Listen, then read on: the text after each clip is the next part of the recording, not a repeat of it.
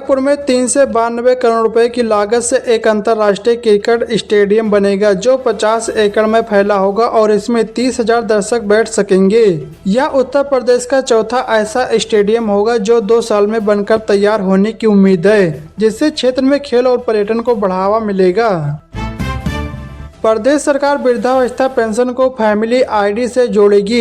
इससे बुजुर्गों को पेंशन के लिए आवेदन करने, फाइल प्रोसेस होने व इससे जुड़े अन्य कार्यों के लिए दफ्तरों के चक्कर नहीं काटने होंगे।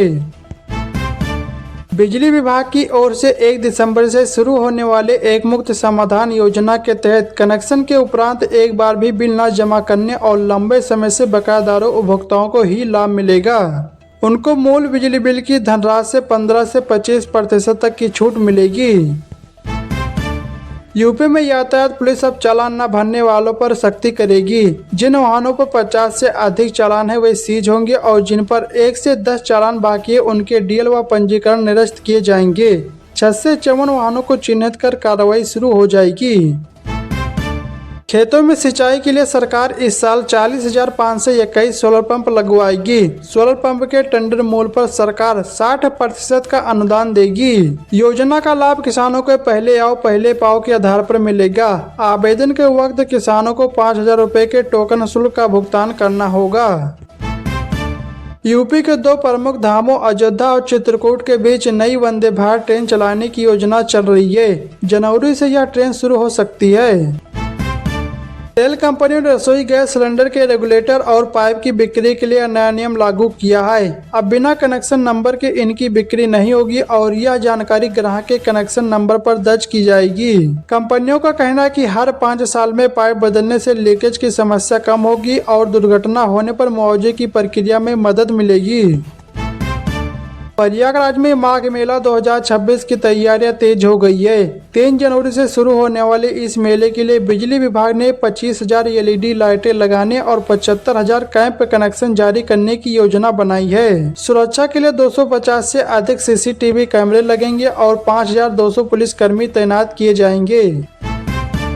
अयोध्या में राम मंदिर के शिखर पर 25 नवंबर को प्रधानमंत्री मोदी ध्वजारोहण करेंगे।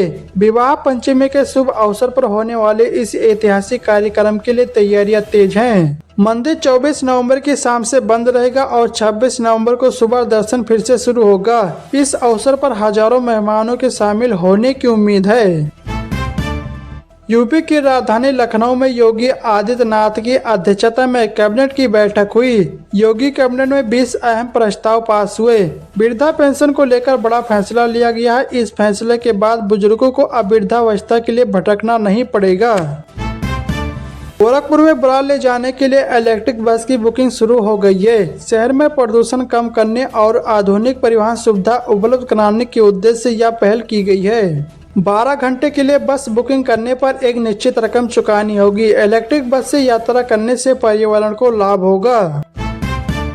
मध्य प्रदेश, राजस्थान, हरियाणा, दिल्ली, पंजाब सहित कई राज्यों में शीतलहर चल रही है। राजस्थान के 9 शहरों में और मध्य प्रदेश के 8 शहरों में न्यूनतम तापमान 10 डिग्री सेल्सियस से कम दर्ज किया गया है। भोपाल में लगातार 5वें दिन रात का पारा 8 डिग्री दर्ज किया गया है। हरियाणा के 7 शहरों में तापमान 10 डिग्री से नीचे चला गया। सोना 2,641 रुपये बढ़कर 1,26,000 के पार पहुंचा। चांदी 6,025 रुपये महंगी हुई। इस साल सोना 50,000 और चांदी 78,000 रुपये महंगी हुई है। आरबीआई के नए फैसले के तहत जरूरतमंद लोग अपनी चांदी के आभूषण, सिक्के या फिर अन्य चांदी से जुड़ी वस्तुएं गिरवी रखकर बैंक या फिर गैर बैंकिंग वित्तीय संस्थाओं से लोन ले सकेंगे। यह नियम 1 अप्रैल 2026 से प्रभावी होगा। वंदे भारत स्लीपर ट्रेन में पश्चिम मध्य रेलवे के कोटा मंडल में गत प्रशिक्षण के दौरान 180 किलोमीटर प्रति घंटे की अधिकतम रफ्तार प्राप्त कर नया कीर्तिमान स्थापित किया है। उत्तर प्रदेश सरकार ने राज्य के अन्नदाताओं के लिए एक महत्वपूर्ण पहल की घोषणा की है। किसानों को अब आधुनिक कृषि उपकरणों की खरीद पर 80% तक की भारी सब्सिडी प्रदान की जाएगी।